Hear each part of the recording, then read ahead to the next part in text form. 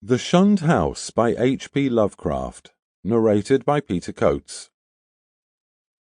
Chapter 1. From even the greatest of horrors, irony is seldom absent.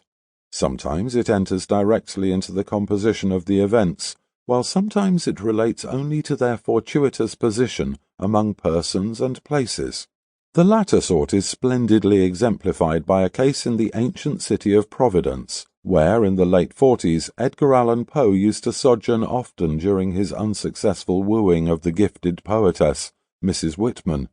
Poe generally stopped at the Mansion House in Benefit Street, the renamed Golden Ball Inn, whose roof has sheltered Washington, Jefferson, and Lafayette, and his favourite walk led northward along the same street to Mrs. Whitman's home and the neighbouring hillside churchyard of St. John's, whose hidden expanse of 18th-century gravestones had for him a peculiar fascination.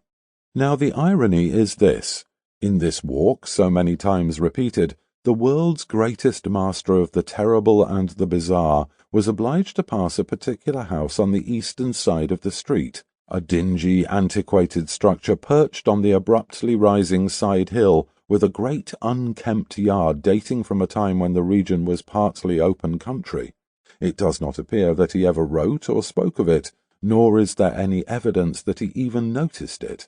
And yet that house, to the two persons in possession of certain information, equals or outranks in horror the wildest fantasy of the genius who so often passed it unknowingly, and stands starkly leering as a symbol of all that is unutterably hideous.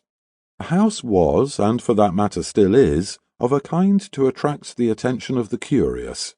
Originally a farm or semi-farm building, it followed the average New England colonial lines of the middle 18th century, the prosperous peaked roof sort, with 2 stories and dormerless attic, and with the Georgian doorway and interior panelling dictated by the progress of taste at that time.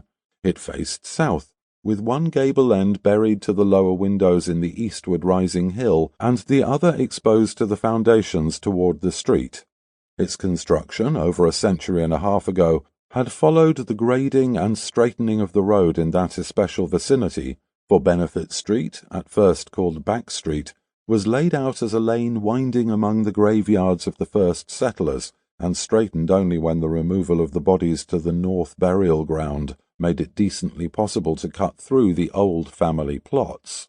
At the start, the western wall had lain some 20 feet up a precipitous lawn from the roadway, but a widening of the street at about the time of the Revolution. Sample complete. Ready to continue?